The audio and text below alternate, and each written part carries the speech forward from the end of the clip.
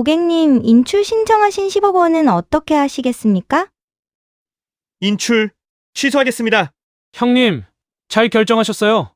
어머니 장례 후에 연락드리죠. 여보, 잘한 거야. 우리 이제 새 출발할 수 있어. 엄마, 미안해요. 민수야, 경매는 어떻게 됐어? 엄마, 미안해요. 이건 사기와 존속유기 미수입니다. 이제 너는 내 아들이 아니다. 엄마, 제발 용서해 주세요. 내 기억 속에서 넌 죽었다. 대체 무슨 일이 있었던 걸까요? 한 어머니가 평생을 바쳐 지켜온 식당, 그리고 아들을 위해 마지막 남은 전 재산까지 쏟아부으려 했던 그날. 운명은 그녀에게 가장 잔인한 진실을 보여주었습니다. 30년 동안 만두를 빚으며 손가락이 굳은 어머니. 그 손으로 모은 돈이 아들의 탐욕 앞에서 얼마나 무력했는지, 그리고 그 배신이 어떻게 역전의 시작이 되었는지. 오늘 여러분께 들려드릴 이야기는 한 어머니의 슬픔과 분노, 그리고 마침내 찾아온 자유에 관한 이야기입니다. 본격적으로 이야기 시작 전에 아이들의 목소리를 듣고 시작할게요. 구독, 좋아요, 댓글까지 부탁드립니다. 모두 행복하세요. 구독, 좋아요, 댓글까지 부탁드려요. 사랑해요. 새벽 5시 서울 성북구의 한 은행 앞. 아직 어둠이 채 가시지 않은 거리에 가장 먼저 도착한 사람이 있었습니다. 65세의 박순애였어요. 그녀는 두툼한 패딩 점퍼를 입고 은행 셔터 앞에 서 있었습니다. 칼바람이 뼛속을 스쳤지만 순애는 셔터 앞에서 한치도 물러서지 않았어요. 주머니 속 통장을 꼭 쥔 그녀의 손은 떨리고 있었습니다. 통장 속에는 10억 원이 들어 있었어요. 30년 동안 새벽 4시에 일어나 만두를 빚고 밤 11시가 넘어서야 주방을 정리하며 모은 돈이었습니다. 기름에 댄 팔뚝, 칼에 베인 손가락, 허리 디스크까지 얻어가며 한 푼, 두 푼 모은 비상금이었지요. 오늘만 버티면 돼. 오늘만. 순애는 작은 목소리로 중얼거렸습니다. 오늘 오전 10시. 그녀가 평생을 바쳐 일군 순애네 손만두 본점 건물이 경매에 넘어가는 날이었어요.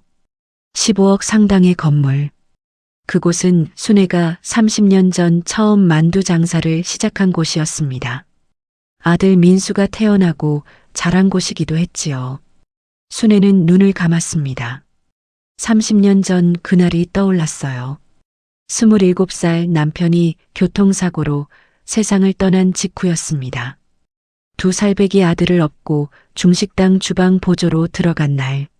주방장이 던진 첫마디가 아직도 귀에 생생했어요. 야, 아줌마. 여긴 놀이터 아니야.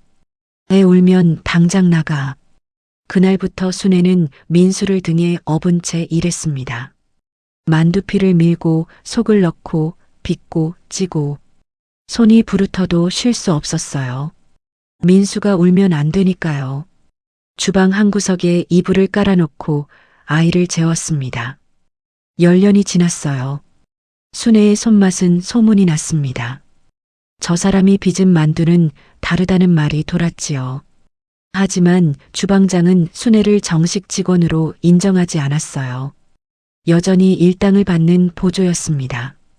그래서 순애는 결심했습니다. 내 가게를 차리자고. 악착같이 모은 5천만 원으로 지금의 건물 1층을 임대했어요. 순애네 손만두라는 간판을 달았습니다. 처음엔 하루 손님이 10명도 안 됐어요. 하지만 순애는 포기하지 않았습니다. 민수야, 엄마가 꼭 성공할 거야. 너한테 부끄럽지 않은 엄마가 될 거야. 밤마다 아들의 잠든 얼굴을 보며 다짐했습니다. 3년 후 백화점에서 연락이 왔어요. 납품 제안이었습니다. 순애의 손만두가 백화점 식품관에 입점하게 된 거예요. 그때부터 일이 풀리기 시작했습니다. 매출이 늘었고 직원을 고용했고 체인점을 냈어요. 10년이 더 지나자 순애는 5개의 매장을 운영하는 사장이 되어 있었습니다. 그 사이 민수는 대학을 졸업했어요. 순애는 아들이 자랑스러웠습니다. 우리 아들, 이제 어엿한 어른이 됐네. 민수가 사업을 하겠다고 했을 때도 순애는 기꺼이 3억 원을 내주었어요. 하지만 사업은 실패했습니다. 민수는 다시 돌아왔어요. 엄마, 미안해요. 이번엔 꼭 성공할게요. 순애는 또다시 5억 원을 내주었습니다. 그것도 실패했지요. 그렇게 8억 원이 사라졌어요. 엄마, 마지막이에요. 제발 한 번만 더 도와주세요. 민수는 울먹였습니다. 며느리 유진도 무릎을 꿇었어요. 순애는 차마 거절할 수 없었습니다. 아들이니까요. 그녀의 전부였으니까요. 그래서 건물을 담보로 대출을 받았습니다. 7억 원. 하지만 민수는 또 실패했어요. 이번엔 사채까지 썼습니다. 결국 건물이 경매에 넘어갔지요. 순애는 그제야 알았습니다. 자신이 숨겨뒀던 10억 원의 비상금을 꺼내야 할 때가 왔다는 것을요. 이 돈으로 경매를 막으면 돼. 그럼 민수도 다시 시작할 수 있어. 순애는 그렇게 믿었습니다. 하지만 지난 일주일 뭔가 이상했어요. 민수의 옛 동업자라는 김재혁이란 사람이 자꾸 건물 주변을 어슬렁거렸거든요. 순애와 마주치면 어색하게 웃으며 인사했습니다. 어머님, 안녕하세요. 민수 형 잘 있죠? 그 웃음이 왠지 불편했어요. 절친한 친구 금순도 경고했습니다. 순애야, 그 사람 수상해. 조심해. 하지만 순애는 대수롭지 않게 여겼어요. 아들이 있으니까요. 민수가 지켜줄 거라고 믿었으니까요. 새벽 5시 반. 은행 셔터가 올라가기 시작했습니다. 순애는 가장 먼저 안으로 들어갔어요. 창구 직원이 출근하자마자 순애는 통장을 내밀었습니다. 10억 원, 자기 압수표로 발행해 주세요. 오늘 10시까지 필요해요. 직원이 놀란 눈으로 순애를 바라봤어요. 고객님, 이렇게 큰 금액은 사전 예약이 필요한데요. 제발 부탁이에요. 오늘 오전 10시까지 꼭 필요해요.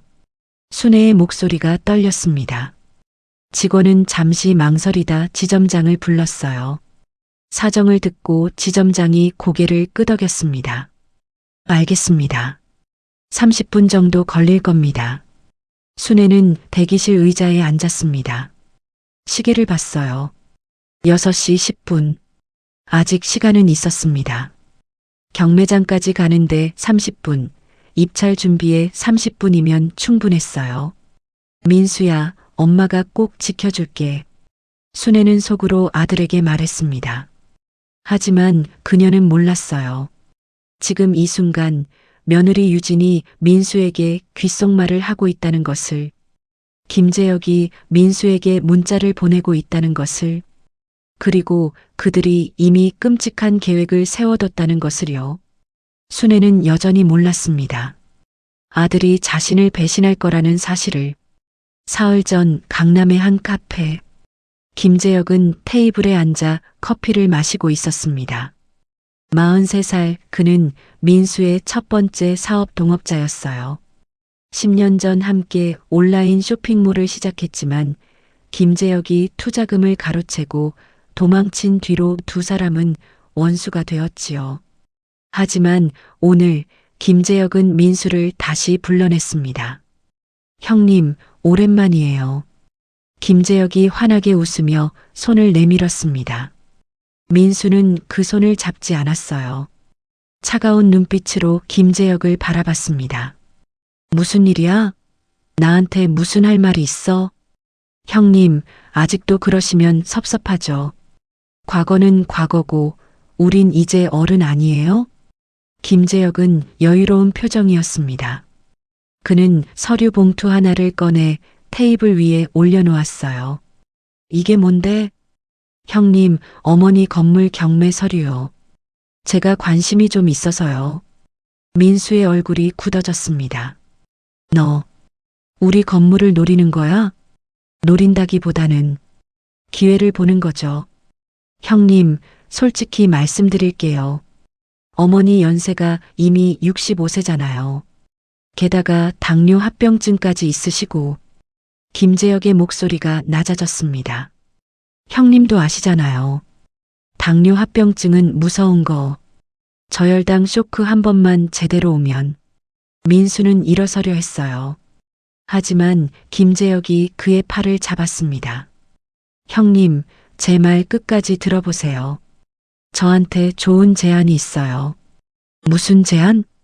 경매에 형님이 직접 나서지 마세요. 민수가 황당하다는 듯 웃었습니다. 미쳤어? 우리 엄마가 평생 모은 건물인데? 그러니까요. 그래서 제가 대신 낙찰받는 거예요. 15억짜리 건물을 제가 12억에 낙찰받아서 형님한테 나중에 넘겨드리면 어때요? 3억을 절약하는 거죠. 김재혁이 커피를 한 모금 마셨습니다. 어차피 형님 빚이 얼마예요? 7억? 사채 이자만 한 달에 1,000만 원 넘죠?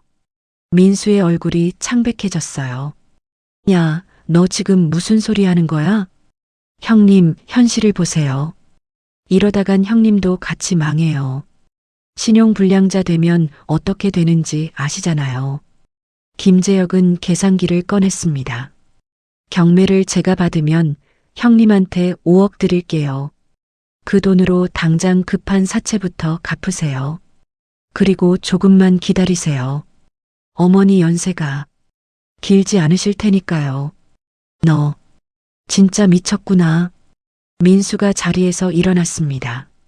하지만 김재혁의 다음 말에 발걸음이 멈췄어요. 형님, 솔직히 어머니가 형님을 위해 뭘 해줬어요?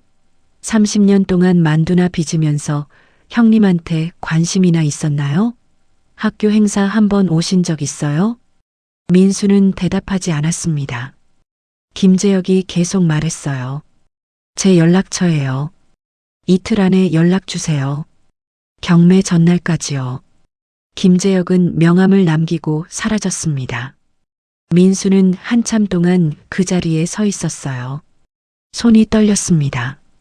화가 나서인지 아니면 김재혁의 말이 조금이라도 솔깃해서인지 본인도 알 수 없었지요. 그날 저녁 집에 돌아온 민수는 아내 유진에게 김재혁을 만난 이야기를 했습니다. 여보, 그 인간이 그런 말도 안 되는 소리를. 민수는 분노한 척했어요. 하지만 유진의 반응은 달랐습니다. 잠깐만. 그게 정확히 뭐라고 했어? 유진이 민수의 말을 끊었습니다. 민수가 김재혁의 제안을 자세히 설명하자 유진은 조용히 계산기를 두드렸어요. 여보, 일단 우리 상황부터 정확히 보자. 유진이 노트를 꺼냈습니다. 당신 사채 빚이 7억. 한 달 이자가 1,200만 원. 이대로 가면 석 달 안에 우리 집까지 날아가요. 그건 알아. 그래서 엄마가 경매를 막아주시겠다잖아. 경매를 막으면? 그 다음엔? 빚은 그대로잖아. 유진의 목소리가 차분했습니다. 당신 생각해봐요. 시어머니가 건물을 지키면 우린 여전히 빚쟁이예요. 하지만 김재혁 제안대로 하면 최소한 5억은 손에 쥘 수 있어요. 유진아, 그건. 여보, 냉정하게 계산해요. 지금 우리한테 필요한 건 감정이 아니라 생존이에요.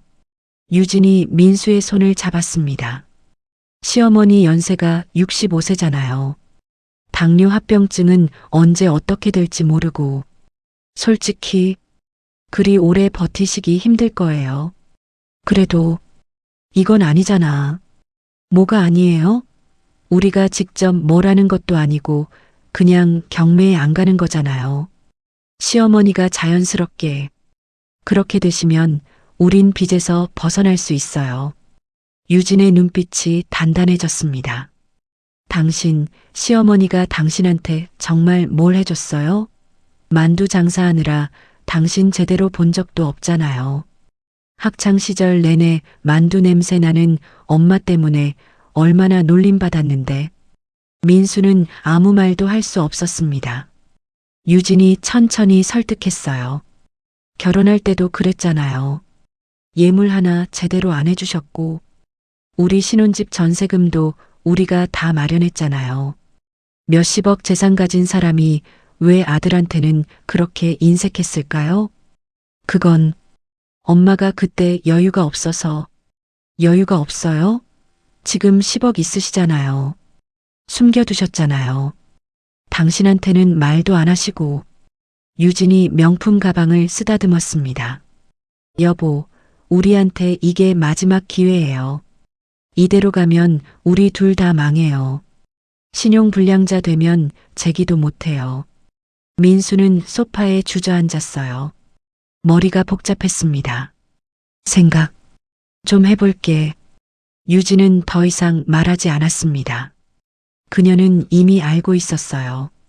남편의 마음이 흔들리고 있다는 것을요. 그날 밤 민수는 잠을 이룰 수 없었습니다. 어머니의 얼굴이 자꾸 떠올랐거든요.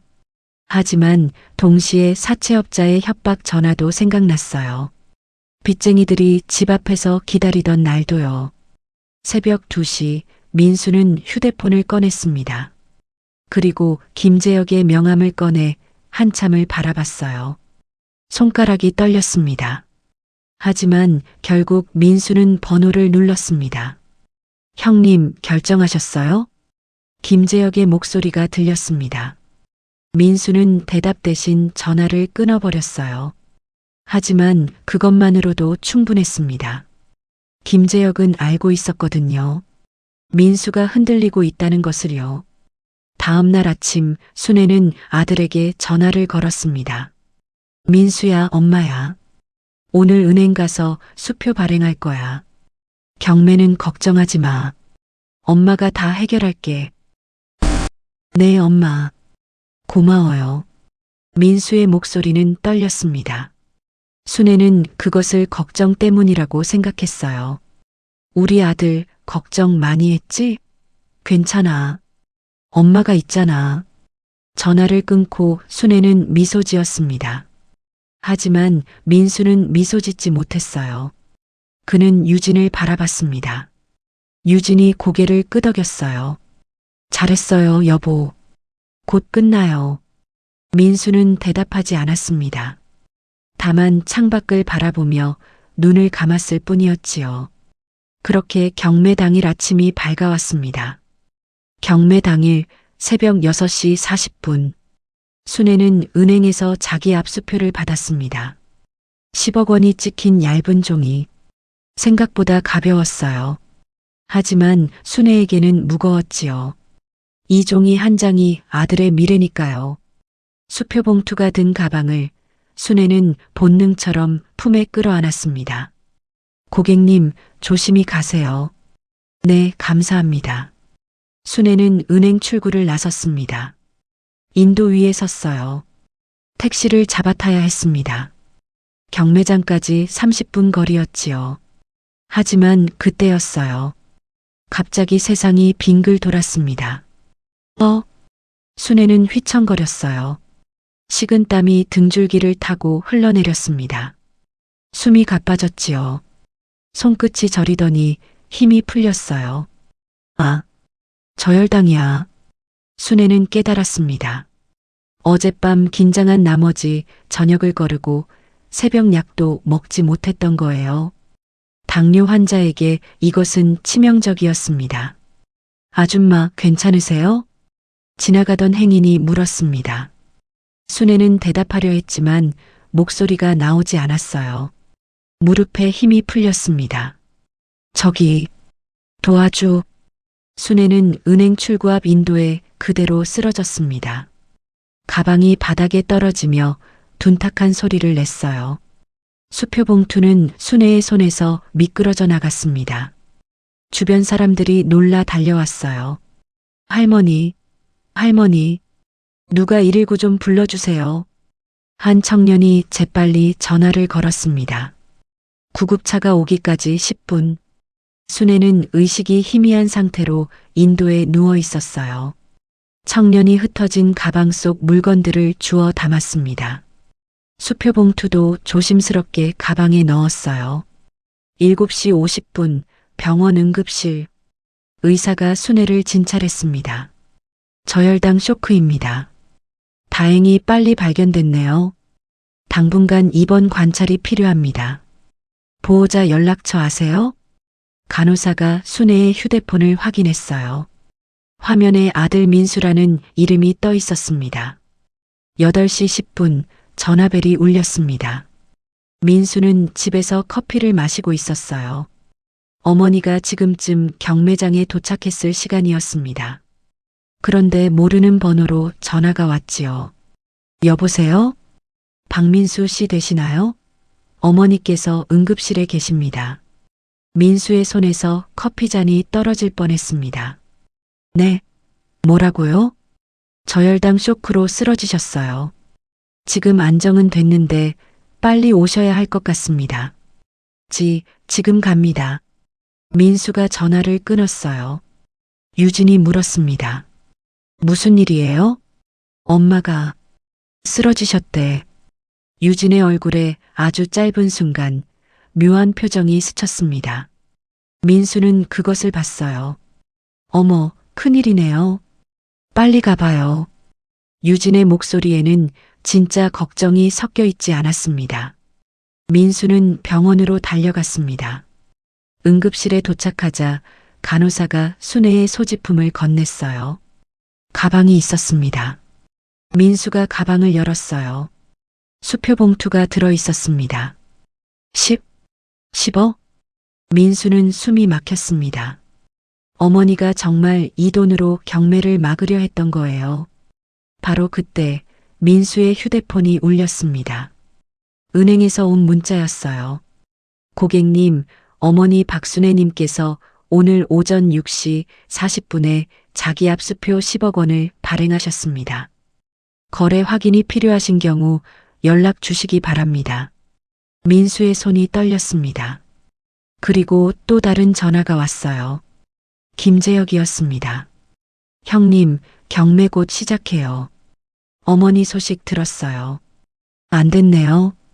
그런데 형님이 경매장에 안 오시면 제가 낙찰받는 거 맞죠? 민수는 대답할 수 없었습니다. 형님, 지금 결정하세요. 10분 후면 경매 시작이에요. 오전 9시 정각입니다. 김재혁의 목소리가 속삭였습니다. 어머니 깨어나시면 어차피 다 끝나요. 하지만 지금이라면 형님이 선택할 수 있어요. 자, 어떻게 하실래요? 민수는 병실 문을 바라봤습니다. 어머니는 산소 마스크를 쓴 채 누워 계셨어요. 의사가 말했습니다. 며칠 안에 깨어나실 거예요. 다행히 빨리 발견돼서 큰 문제는 없습니다. 그 말을 듣고 민수는 결정을 내려야 했습니다.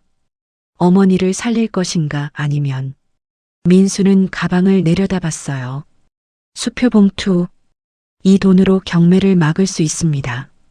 하지만 그러면 빚은 그대로였어요. 그리고 김재혁의 제안도 사라지는 거였지요.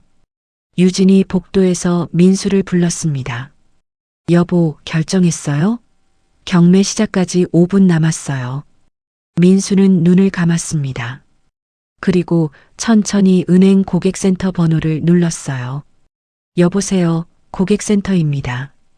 저 오늘 오전에 자기 압수표 발행한 거요. 그거 제가 확인했고요. 민수의 목소리가 떨렸습니다.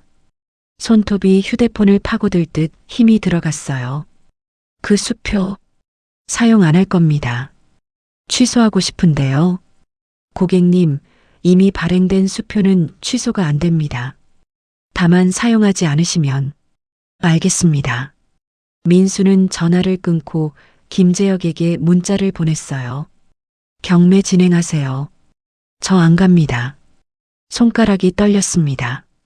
전송 버튼을 누르는 순간 무릎이 휘청거렸어요. 김재혁의 답장이 즉시 왔습니다. 잘 결정하셨어요, 형님. 건물은 제가 잘 받을게요.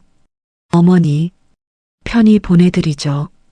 민수는 휴대폰을 쥔 채 복도 바닥에 주저앉았습니다. 그의 눈에서 눈물이 흘렀어요. 하지만 그것이 후회의 눈물인지 안도의 눈물인지 그 자신도 알 수 없었습니다. 오전 9시 50분 경매장. 김재혁은 여유로운 미소를 지으며 입찰표를 제출했습니다. 12억 원. 다른 입찰자는 없었어요. 15억 건물을 단 12억에 낙찰받는 순간이었습니다. 축하드립니다. 낙찰되셨습니다. 김재혁은 승리의 미소를 지었습니다. 같은 시각 병실. 순애는 여전히 의식이 없었습니다.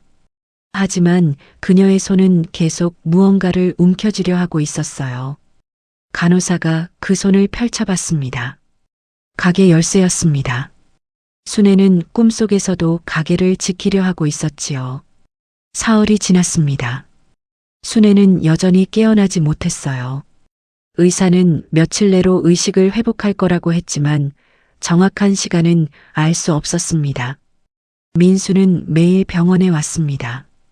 어머니 곁에 앉아 손을 잡았어요. 하지만 그의 마음은 편하지 않았지요. 엄마, 미안해요. 민수는 작은 목소리로 중얼거렸습니다. 하지만 순애는 대답하지 못했어요. 유진은 병문안을 자주 오지 않았습니다. 한 번 왔을 때도 10분도 채 머물지 않았어요. 여보, 저 집에 먼저 갈게요. 할 일이 있어서. 유진은 그렇게 말하고 사라졌습니다. 실은 그녀는 김재혁을 만나러 가는 길이었어요. 강남의 한 식당에서 유진과 김재혁이 마주 앉았습니다. 사모님, 잘 오셨어요. 김재혁이 환하게 웃으며 메뉴를 건넸습니다. 유진은 메뉴를 받지 않았어요. 그녀의 손가락이 가방 끈을 꽉 쥐고 있었습니다. 본론만 이야기해요. 약속한 5억은 언제 주실 건가요? 아, 조급하시네요. 어머니가 아직 살아계시잖아요. 김재혁이 웃었습니다. 사모님도 아시잖아요. 어머니가 돌아가셔야 절차가 진행되고 그래야 제가 형님께 5억을 드릴 수 있어요. 유진의 얼굴이 굳어졌습니다. 불안이 스멀스멀 올라왔어요. 그럼 언제까지 기다려야 해요? 글쎄요. 당뇨 합병증이 있으시니까. 길어야 몇 달? 아니면 몇 주? 김재혁은 태연하게 말했습니다. 유진은 숨이 막혔어요. 혹시 김재혁이 약속을 지키지 않으면 어떡하지? 건물도 날아가고 돈도 못 받으면? 그럼 민수와의 관계는? 빚은? 제가 확실한 보장을 원해요. 보장이요? 네. 계약서 같은 거요. 공증이라도. 김재혁이 피식 웃었습니다. 사모님, 이게 계약서를 쓸 수 있는 일인가요? 우리가 지금 뭘 하고 있는지 아세요? 유진은 입술을 깨물었습니다. 김재혁의 말이 맞았어요. 이건 법으로 보호받을 수 있는 거래가 아니었습니다. 그럼 제가 어떻게 믿어요? 믿으세요, 사모님. 저도 형님을 배신할 생각 없어요. 과거는 과거고 이번엔 서로 윈윈하는 거니까. 김재혁이 와인 잔을 들었습니다. 곧 좋은 소식이 있을 거예요. 조금만 기다리세요. 단 형님이나 사모님이 중간에 마음 바꾸시면 그땐 저도 어쩔 수 없겠죠. 협박이었습니다. 유진은 찬물을 마셨어요. 목이 타들어갔습니다. 알겠어요. 유진은 일어섰습니다. 김재혁이 웃으며 손을 흔들었어요. 사모님, 불안해하지 마세요. 제 말만 믿으시면 됩니다. 유진은 식당을 나왔습니다. 길거리에 서서 한참을 멍하니 있었어요. 손이 떨렸습니다. 우리가 뭘 하고 있는 거지? 일주일이 지났습니다. 순애는 드디어 깨어났어요. 눈을 뜬 순간 그녀는 천장을 바라봤습니다. 낯선 곳이었지요. 여기가 어디지? 간호사가 다가왔습니다. 어머님, 정신 차리셨어요? 병원이에요. 저혈당으로 쓰러지셨어요. 순애는 천천히 기억을 떠올렸습니다. 은행. 수표, 그리고 경매. 경매는 어떻게 됐어요? 순애가 급히 일어나려 했어요. 하지만 온몸에 힘이 없었습니다. 어머님, 안정하세요. 아드님 부를게요. 간호사가 나갔습니다. 잠시 후 민수가 들어왔어요. 엄마, 깨어나셨어요? 민수야. 경매는 어떻게 됐어? 순애의 목소리는 간절했습니다. 민수는 대답할 수 없었어요. 그는 고개를 숙였습니다. 엄마, 미안해요. 뭐가 미안해? 무슨 일이야? 경매가 끝났어요. 순애의 얼굴이 창백해졌습니다. 뭐라고? 그럼 내 수표는? 10억은? 그건 제가 사용하지 않았어요. 내가? 왜? 순애는 이해할 수 없었습니다. 민수가 왜 그랬을까요? 엄마가 쓰러지셔서 저는 병원에 있어야 했어요. 그래서 경매장에 갈 수 없었고 민수는 거짓말을 했습니다. 차마 진실을 말할 수 없었거든요. 그럼 건물은? 우리 건물은 어떻게 됐어? 민수는 침묵했습니다. 순애는 알았어요. 건물이 경매로 넘어갔다는 것을요. 누가 낙찰받았어? 그건 김재혁이라는 사람이에요. 김재혁? 순애는 그 이름을 기억했습니다. 일주일 전 자꾸 건물 주변을 어슬렁거리던 그 사람. 그 사람이 내 옛날 동업자라며? 네. 순애는 뭔가 이상하다고 느꼈어요. 왜 하필 김재혁이 낙찰받았을까? 그리고 왜 민수는 10억 원이 있는데도 경매장에 가지 않았을까? 민수야, 내가 숨기는 거 있지? 아니에요, 엄마. 민수는 눈을 마주치지 못했습니다. 순애는 아들의 눈빛을 보고 확신했어요. 뭔가 잘못됐다고. 나 좀 혼자 있고 싶어. 나가 있어. 엄마, 나가. 순애가 소리쳤습니다. 민수는 어쩔 수 없이 병실을 나갔어요. 혼자 남은 순애는 휴대폰을 찾았습니다. 간호사에게 부탁해서 받았지요. 가장 먼저 금순에게 전화를 걸었어요. 언니, 나야.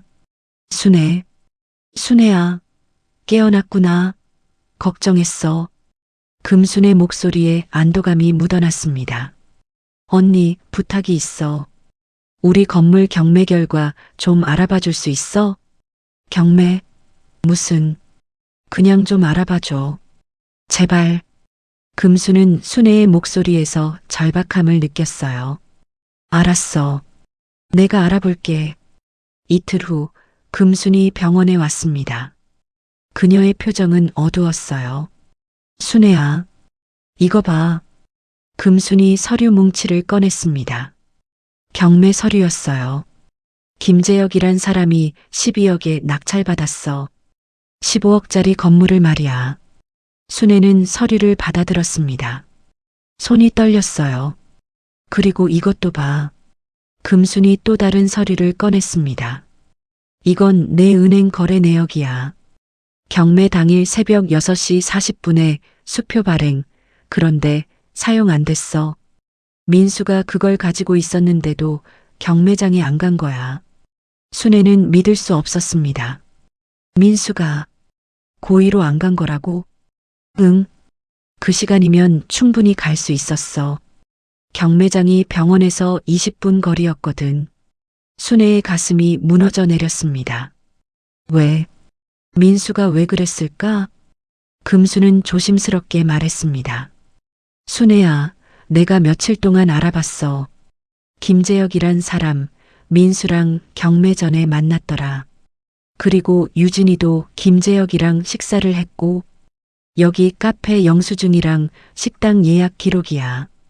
순애는 모든 것을 깨달았습니다. 민수와 유진이 김재혁과 짜고 자신을 버린 거였어요. 그 애들이 날 버렸구나. 순애의 눈에서 눈물이 흘렀습니다. 하지만 슬픔보다 분노가 컸어요. 순애야, 울지 마. 우리 뭔가 할 수 있어. 금순이 순애의 손을 잡았습니다. 순애는 눈물을 닦았어요. 언니, 나 변호사 좀 소개해줘. 좋은 변호사로. 변호사? 응. 이제 싸워야 해. 순애의 눈빛이 달라졌습니다. 더 이상 슬픈 어머니가 아니었어요. 복수를 준비하는 전사였지요. 이틀 후 장 변호사가 병실에 왔습니다. 50대 중반의 그는 냉철한 인상이었어요. 금순이 소개해준 형사사건 전문 변호사였습니다. 박순애님, 처음 뵙겠습니다. 장 변호사입니다. 변호사님, 앉으세요. 순애는 침대에 반쯤 기대 앉아 있었습니다. 아직 몸은 완전히 회복되지 않았지만 그녀의 눈빛만은 형용했어요. 제 상황은 금순 씨에게 들으셨을 거예요. 네.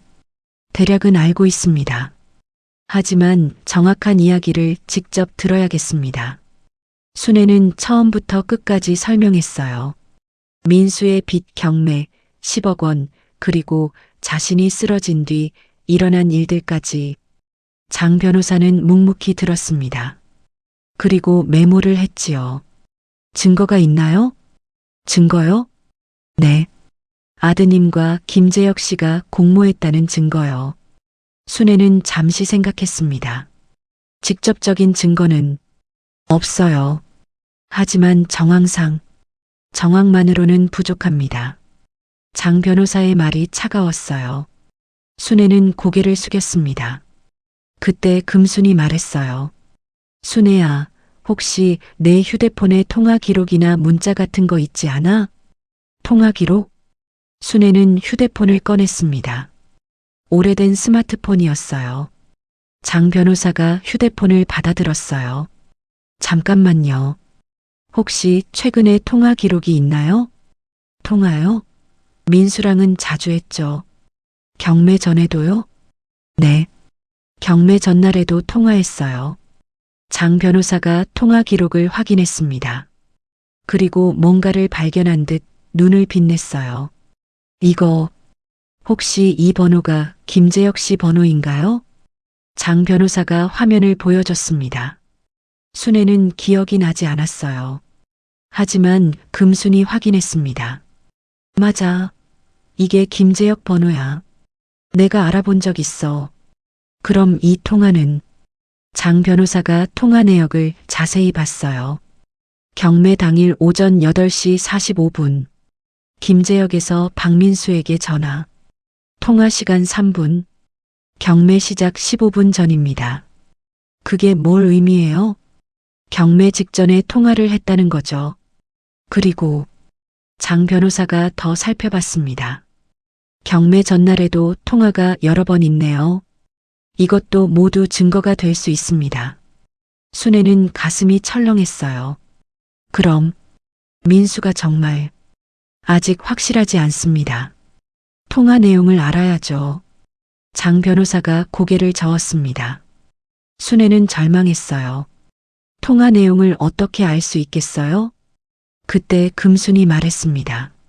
순애야, 혹시 내가 경매 전에 민수 집에 간 적 있어? 응. 일주일 전쯤 민수한테 돈 이야기하러 갔었어. 그때 뭔가 이상한 거 못 봤어? 순애는 기억을 떠올렸습니다. 글쎄. 아, 그러고 보니 유진이가 전화 통화하는 걸 봤어. 내가 들어가니까 황급히 끊더라고. 누구랑? 모르지. 근데 표정이 뭔가 숨기는 것 같았어. 장 변호사가 메모를 했습니다. 더 기억나는 거 없나요? 순애는 머리를 쥐어짰습니다. 그런데 문득 한 가지가 떠올랐어요. 아, 그날 민수 방에 서류가 있었어. 경매 관련 서류 같았는데 위에 김재혁이란 이름이 적혀 있더라고. 경매 물건 정보였던 것 같아요. 확실해요? 네. 분명히 봤어요. 장 변호사의 눈빛이 날카로워졌습니다. 그럼 최소한 경매 전에 김재혁과 접촉이 있었다는 건 확실하네요. 그걸로 뭘 할 수 있어요? 일단 경찰에 고소장을 제출할 수 있습니다. 사기 혐의와 존속유기 미수 혐의로요. 존속유기요? 네. 어머니가 쓰러졌는데 아드님이 경매를 우선시했다면 이건 보호 의무를 위반한 거예요. 순애는 가슴이 아팠습니다. 아들을 고소한다는 게 믿기지 않았거든요. 변호사님, 꼭 고소해야 해요? 그게 싫으시면 장 변호사가 순애를 바라봤습니다. 하지만 그러면 건물을 되찾을 수 없어요. 김재혁이 그냥 가져가는 거죠. 순애는 눈을 감았습니다. 30년. 그 건물을 위해 30년을 일했어요. 손이 부르트고 허리가 휘고 무릎이 망가졌습니다. 그런데 그걸 아들이 팔아넘긴 거예요. 아니, 파는 것도 아니었어요. 그냥 포기한 거였지요. 순애는 눈을 떴습니다. 고소하겠습니다. 확실하신가요? 네. 법정에서만큼은 나와 내 관계도 증거로 판단받아야 해요. 순애의 목소리는 단호했습니다. 장 변호사가 고개를 끄덕였어요. 알겠습니다. 그럼 고소장을 작성하겠습니다. 그런데 한 가지 더 필요한 게 있어요. 뭔가요? 직접적인 증거요. 통화 내용이나 문자 메시지나 아니면 장 변호사가 잠시 망설였습니다. 녹음 파일이요. 녹음이요? 근데 전 녹음을 안 했는데요. 그럼 앞으로라도 해야 합니다. 만약 아드님과 다시 만나시게 되면 대화를 녹음하세요. 그게 가장 확실한 증거가 될 거예요. 순애는 고개를 끄덕였습니다. 장 변호사가 휴대폰 녹음 기능을 알려줬어요. 순애는 조심스럽게 따라했습니다. 이틀 후 민수가 병실에 왔습니다. 엄마, 괜찮으세요? 민수는 조심스럽게 들어왔어요.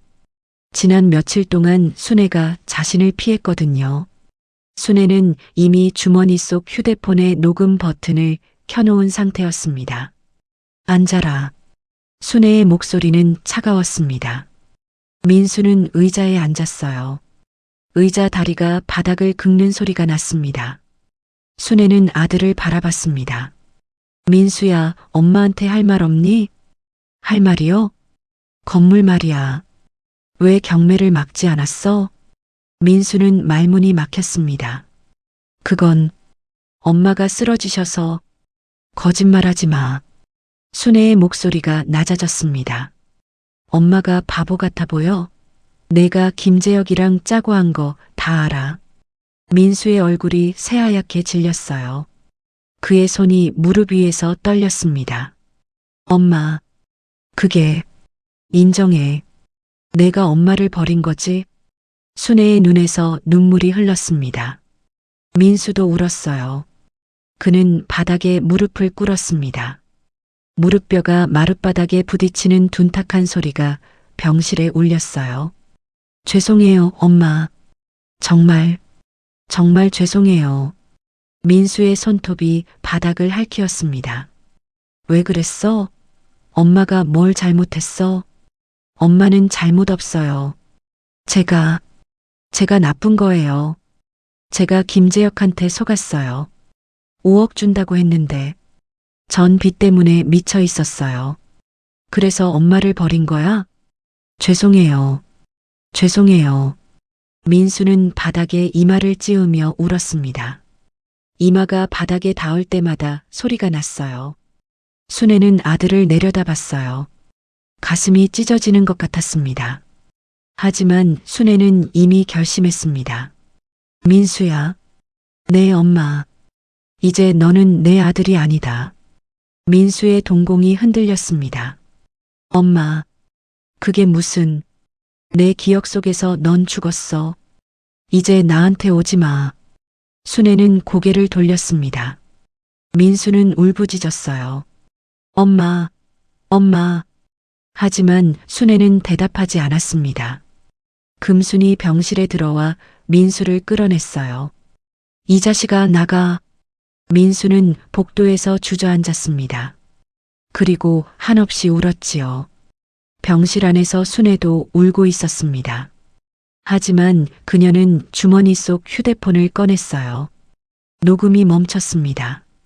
민수의 자백이 모두 녹음되어 있었지요. 순애는 파일을 저장했습니다. 손가락이 떨렸지만 그녀는 정확하게 버튼을 눌렀어요. 그리고 장 변호사에게 문자를 보냈습니다. 증거 확보했습니다. 이제 반격이 시작되는 거였습니다. 일주일이 지났습니다. 순애는 퇴원했어요. 몸은 아직 완전히 회복되지 않았지만 그녀에게는 해야 할 일이 있었습니다. 장 변호사 사무실. 순애는 녹음 파일을 건넸어요. 장 변호사가 파일을 들어봤습니다. 민수의 목소리가 흘러나왔어요. 죄송해요, 엄마. 정말 죄송해요. 왜 그랬어? 엄마가 뭘 잘못했어? 엄마는 잘못 없어요. 제가 나쁜 거예요. 제가 김재혁한테 속았어요. 5억 준다고 했는데 전 빚 때문에 미쳐 있었어요. 장 변호사는 고개를 끄덕였습니다. 이 정도면 충분합니다. 자백으로 인정될 수 있어요. 그럼 이제 뭘 해야 해요? 일단 2가지 소송을 준비해야 합니다. 장 변호사가 서류를 꺼냈어요. 첫째, 형사고소. 김재혁은 사기죄, 아드님은 존속유기 미수죄로 고소합니다. 둘째, 민사소송. 경매 무효 확인 소송과 부당이득 반환 청구입니다. 순애는 서류를 받아들었습니다. 손이 떨렸어요. 변호사님, 이거 이기면 건물을 되찾을 수 있어요? 네. 경매가 사기에 의한 것으로 입증되면 무효 처리됩니다. 그리고 김재혁이 낙찰받은 12억도 돌려받을 수 있고요. 그럼 민수는? 장 변호사는 잠시 침묵했습니다. 집행유예나 벌금형을 받을 가능성이 높습니다. 실형까지는 아닐 거예요. 순애는 안도했어요. 아들이 감옥에 가는 건 원치 않았으니까요. 하지만 장 변호사가 덧붙였습니다. 아드님이 받은 돈이 있다면 그것도 반환해야 합니다. 사업 자금으로 받은 8억 원 말입니다. 그리고 앞으로 상속도 아드님이 포기하시는 게 좋을 겁니다. 상속이요? 네. 법적으로 상속 박탈은 어렵지만 아드님이 자발적으로 상속 포기를 하시면 됩니다. 어머님께서도 유언 공증을 통해 정리하시는 게 좋겠습니다. 순애는 고개를 끄덕였습니다. 어차피 민수에게 물려줄 생각이 없었어요. 알겠습니다. 진행해 주세요. 서명해 주세요. 순애는 고소장에 서명했습니다. 펜을 쥔 손이 떨렸지만 그녀는 멈추지 않았어요. 이틀 후 경찰서. 민수와 김재혁이 조사를 받으러 왔습니다. 2사람은 서로 다른 조사실에 들어갔어요. 김재혁의 조사실. 김재혁 씨, 박민수 씨와 경매 전에 만난 적 있습니까? 아니요, 없습니다.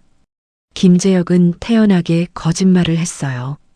그럼 이 통화 기록은 뭡니까? 형사가 서류를 내밀었습니다.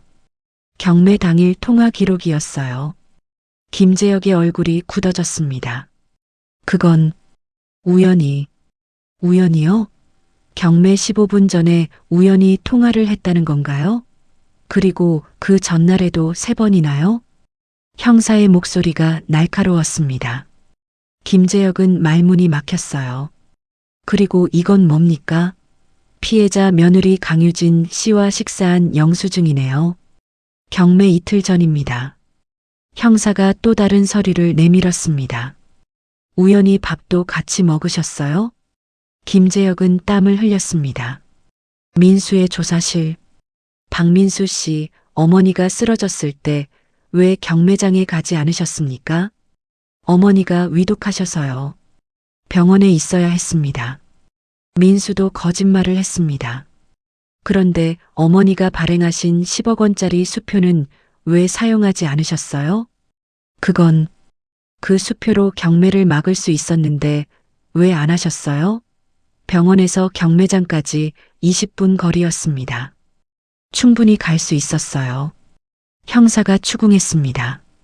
민수는 대답할 수 없었어요. 혹시 김재혁 씨와 공모하신 건 아닙니까? 아니에요. 그럼 이 녹음 파일은 뭡니까?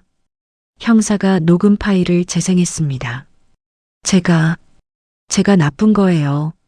제가 김재혁한테 속았어요. 5억 준다고 했는데 민수 자신의 목소리가 흘러나왔어요. 민수는 고개를 떨구었습니다. 조사는 5시간 동안 계속되었습니다. 결국 김재혁과 민수 모두 혐의를 인정했어요. 다만 한 가지 형사가 추가로 확인한 사실이 있었습니다. 김재혁 씨 보험금 5억 원 운운한 건 사실입니까? 그건 제가 박민수를 설득하기 위해 과장한 거였습니다. 실제로는 그런 보험이 없었어요. 허위 사실이었던 거예요. 형사는 이것까지 조서에 기록했습니다. 한 달 후 법원 1차 심리가 열렸습니다. 순애는 방청석에 앉아 있었어요. 금순이 옆에 있었습니다. 재판장이 들어왔습니다. 피고인 김재혁, 박민수를 입장시키세요. 두 사람이 들어왔어요. 민수는 순애를 보지 못했습니다. 고개를 숙이고 있었거든요. 검사가 기소 내용을 낭독했습니다. 피고인 김재혁은 피고인 박민수와 공모하여 박순애 씨의 부동산을 사기로 취득하려 했습니다. 피고인 박민수는 어머니 박순애 씨가 위급한 상황에서도 방치하고 재산을 편취하려 했습니다. 재판장이 물었습니다. 피고인들 기소 내용을 인정합니까?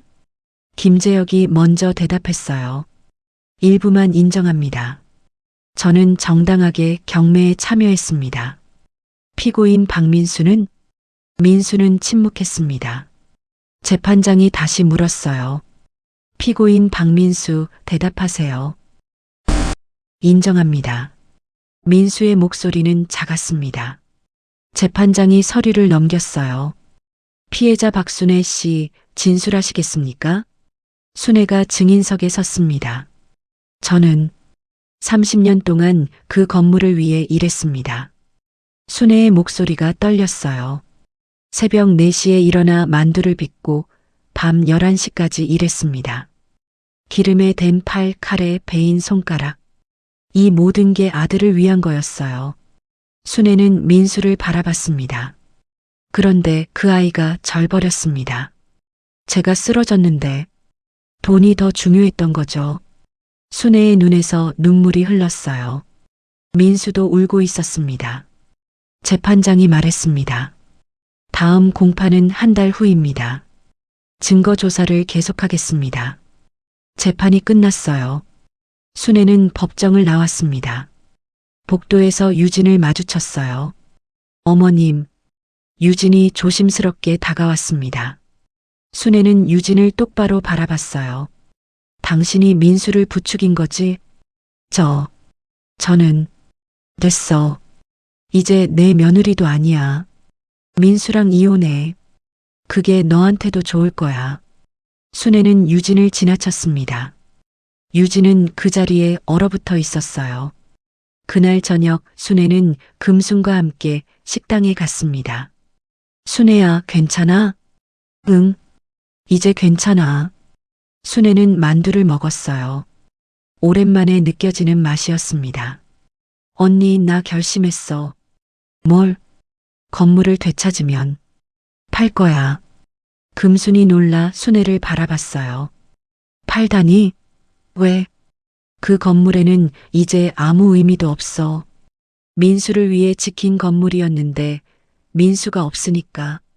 순애는 차분하게 말했습니다. 대신 그 돈으로 뭔가 의미 있는 일을 할 거야. 무슨 일? 아직 정하지 못했어. 하지만 나 같은 사람들을 위한 일이었으면 좋겠어. 금순이 순애의 손을 잡았습니다. 순애야, 넌 정말 강한 사람이야. 강한 게 아니야, 언니. 그냥 이제 내 인생을 살고 싶은 거지. 순애는 웃었어요. 오랜만에 진심으로 웃는 얼굴이었습니다. 그날 밤 순애는 집에 혼자 앉아 있었습니다. 창밖을 바라봤어요. 달이 밝았습니다. 이제 시작이야. 순애는 중얼거렸습니다. 복수는 이제 막 시작되었고 그녀의 새로운 인생도 시작되고 있었습니다. 6달이 흘렀습니다. 그 사이 재판은 계속되었어요. 증거조사, 증인신문, 그리고 최종 변론까지 모두 끝났습니다. 마침내 선고일이 다가왔어요. 법정은 사람들로 가득했습니다. 순애와 금순, 그리고 장 변호사가 앞줄에 앉아 있었어요. 재판장이 들어왔습니다. 피고인들을 입장시키세요. 김재혁과 민수가 들어왔어요. 두 사람 모두 수척해 보였습니다. 재판장이 판결문을 펼쳤습니다. 피고인 김재혁에 대한 판결을 선고합니다. 법정이 조용해졌어요.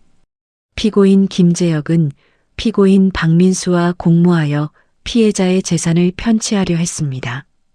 경매는 공모와 기망으로 진행되었습니다. 낙찰은 무효입니다. 김재혁의 얼굴이 창백해졌습니다. 피고인 김재혁에게 징역 3년을 선고합니다. 낙찰 대금 12억 원과 이자를 피해자에게 반환하고 손해배상 일부를 추가로 지급할 것을 명합니다. 재판장님, 김재혁이 소리쳤어요. 하지만 재판장은 계속했습니다. 순애는 가슴이 벅차올랐어요. 건물을 되찾게 된 거였습니다. 다음 피고인 박민수에 대한 판결을 선고합니다. 민수는 떨고 있었어요. 피고인 박민수는 어머니가 위급한 상황에서 보호 의무를 저버렸습니다. 이는 존속유기 미수에 해당합니다. 재판장이 민수를 바라봤습니다.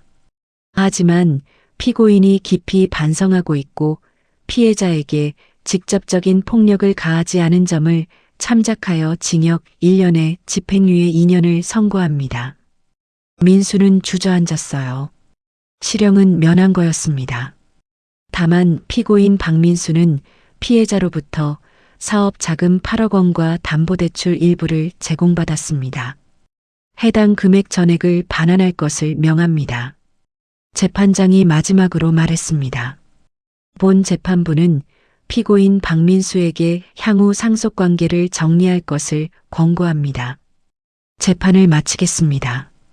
재판장이 자리에서 일어났습니다. 법정 밖 복도 장 변호사가 순애에게 말했습니다. 판결이 나왔으니 이제 상속 문제를 정리하셔야 합니다. 아드님이 자발적으로 상속 포기를 하시고 어머님께서도 유언 공증을 하시는 게 좋겠습니다. 알겠습니다. 순애는 고개를 끄덕였습니다. 민수가 순애에게 다가왔습니다. 엄마. 순애는 걸음을 멈추지 않았어요. 엄마, 제발. 한 번만 봐주세요. 민수가 무릎을 꿇었습니다.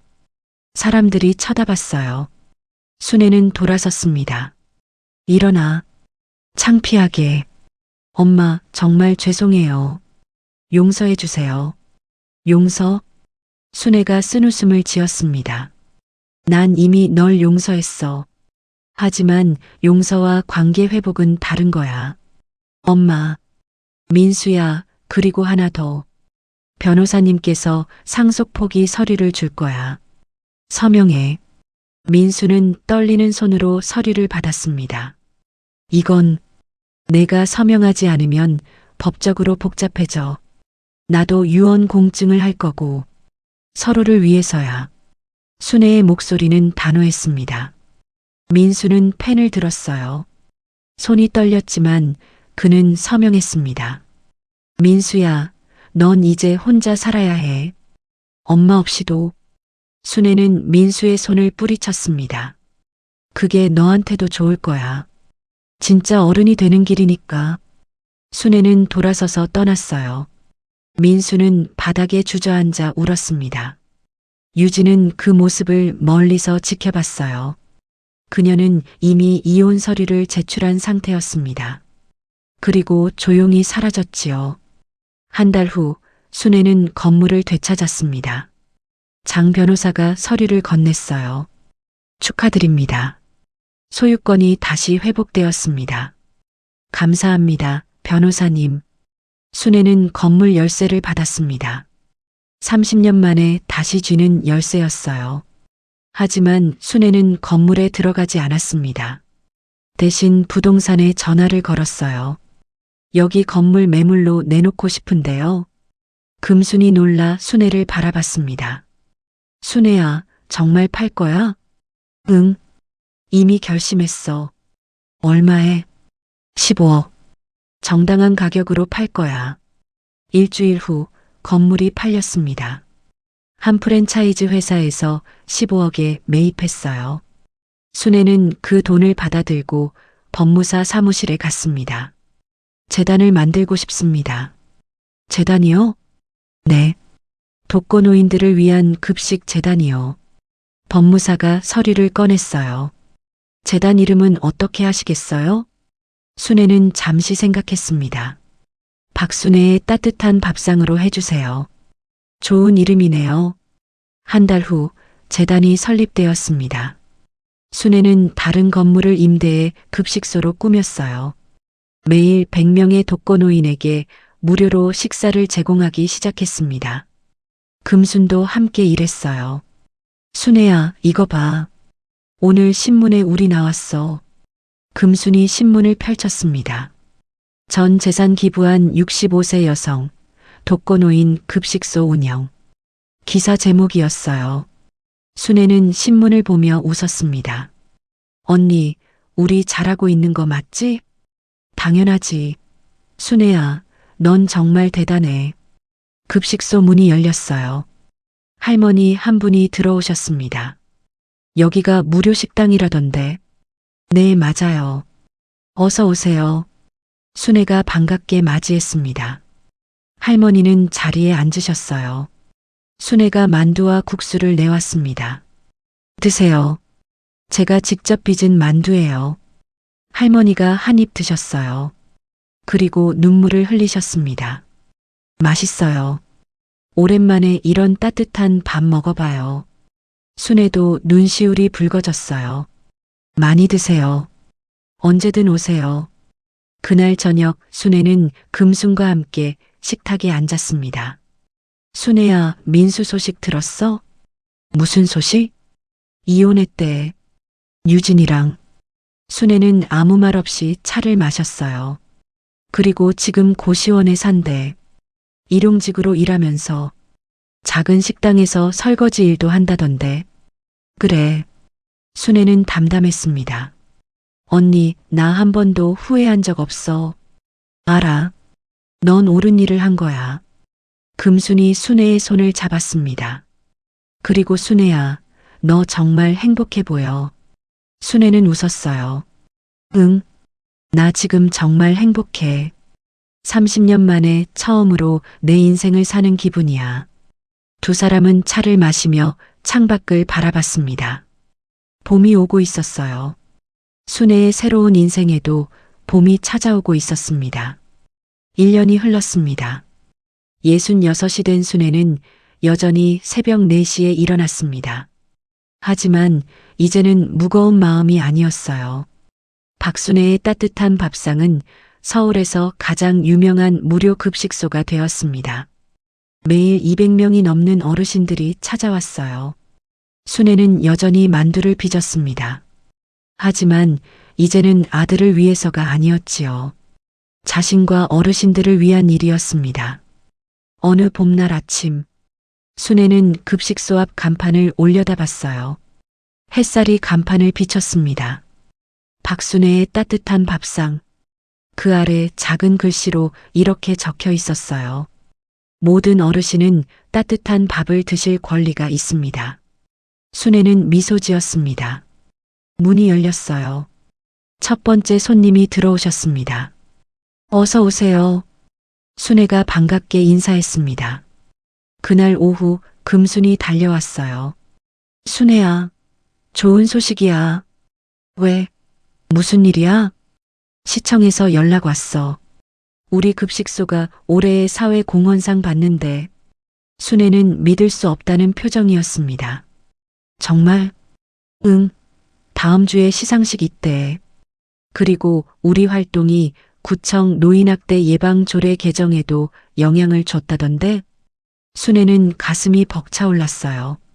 일주일 후 시청 대강당. 순애는 무대에 섰습니다. 트로피를 받았어요. 구청장이 말했습니다. 박순애 씨는 전 재산을 사회에 환원하여 독거노인 복지에 기여하셨습니다. 또한 지역 노인학대 예방조례 개정 캠페인에도 적극 참여하셨습니다. 박수가 쏟아졌어요. 순애는 마이크 앞에 섰습니다. 저는 특별한 사람이 아닙니다. 순애의 목소리가 떨렸어요. 저도 한때는 배신당하고 절망했고 모든 걸 포기하고 싶었습니다. 청중이 조용히 들었습니다. 하지만 깨달았어요. 제가 살아온 30년이 헛되지 않았다는 걸요. 그 세월이 있었기에 지금 어르신들께 밥을 드릴 수 있으니까요. 순애는 트로피를 들어 올렸습니다. 이 상은 저 혼자 받는 게 아닙니다. 저처럼 힘들게 살아온 모든 어머니들, 그리고 외로운 모든 어르신들과 함께 받는 거예요. 박수가 더 커졌어요. 순애는 무대에서 내려왔습니다. 금순이 달려와 안아줬어요. 순애야, 정말 자랑스러워. 언니 고마워. 언니 없었으면 난 못했을 거야. 두 사람은 울고 웃었습니다. 그날 저녁 순애는 급식소에 혼자 앉아 있었습니다. 창밖을 바라봤어요. 거리에 사람들이 지나다녔습니다. 문득 민수가 생각났습니다. 1년 동안 한 번도 연락하지 않았어요. 하지만 금순을 통해 소식은 들었습니다. 민수는 지금 작은 식당에서 설거지 일을 하고 있다고 했어요. 고시원에 살면서 빚을 갚고 있다고요. 순애는 복잡한 마음이었습니다. 미워하지는 않았어요. 하지만 용서하고 다시 만날 수는 없었습니다. 민수야, 넌 잘 살고 있니? 순애는 중얼거렸습니다. 바로 그때 누군가 급식소 문을 두드렸어요. 순애가 문을 열었습니다. 민수가 서 있었어요. 사장님. 순애는 말문이 막혔습니다. 민수는 많이 야위어 있었어요. 옷도 낡았고 손은 설거지로 거칠어져 있었습니다. 들어와. 순애는 문을 열어줬어요. 민수가 조심스럽게 들어왔습니다. 앉아. 네. 두 사람은 마주 앉았습니다. 침묵이 흘렀어요. 어떻게 지내니? 순애가 먼저 물었습니다. 그냥 일하면서 지내요. 밥은 먹어요. 건강은 괜찮아요. 짧은 대답들이 이어졌습니다. 민수가 순애를 바라봤어요. 사장님, 신문에서 봤어요. 상 받으신 거. 그래. 자랑스러웠어요. 민수의 눈에 눈물이 고였습니다. 제가 버린 분이 이렇게 멋진 일을 하시는 거 보니까 부끄러웠어요. 그래. 순애는 담담했습니다. 사장님, 저 아직도 용서 못 받는 거 알아요. 당연하죠. 제가 한 짓이 너무 나쁘니까. 민수가 주머니에서 봉투를 꺼냈어요. 이거 받아주세요. 뭔데? 1년 동안 일하면서 모은 돈이에요. 100만 원밖에 안 되지만. 순애는 봉투를 받지 않았습니다. 민수야. 네, 사장님. 그 돈은 내가 가져. 내 빚 갚는 데 써. 하지만 나한테 갚을 건 돈이 아니야. 순애가 민수를 똑바로 바라봤어요. 내가 혼자 잘 사는 거, 나 없이도 당당하게 사는 거, 그게 나한테 갚는 거야. 민수는 울었습니다. 사장님, 정말 죄송해요. 알아. 그만 울어. 순애가 만두를 꺼냈어요. 배고프지? 먹어. 네. 민수는 만두를 한 입 베어 물었습니다. 엄마의 손맛이었어요. 1년 만에 먹는 맛이었습니다. 민수는 눈물을 흘리며 먹었어요. 순애는 그 모습을 조용히 바라봤습니다. 민수야. 네, 사장님. 우리 다시 모자 관계로 돌아갈 순 없어. 그건 알지? 네. 하지만 가끔은 이렇게 밥 먹으러 와도 돼. 손님으로. 민수는 고개를 들었어요. 정말요? 응. 여긴 모든 사람에게 열린 곳이니까. 순애는 작은 미소를 지었습니다. 다만 엄마라고 부르지 마. 그냥 사장님이라고 불러. 네, 사장님. 민수도 웃었습니다. 쓸쓸하지만 따뜻한 웃음이었어요. 그날 밤 민수는 돌아갔습니다. 순애는 혼자 남았어요.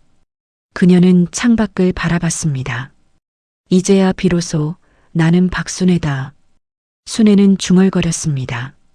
아들이라는 짐도 어머니라는 십자가도 내려놓았습니다. 이제 그녀는 그냥 박순애였어요. 다음 날 아침, 순애와 금수는 여행사에 갔습니다. 유럽 패키지 여행 신청하고 싶은데요. 언제 출발하시겠어요? 다음 달이요.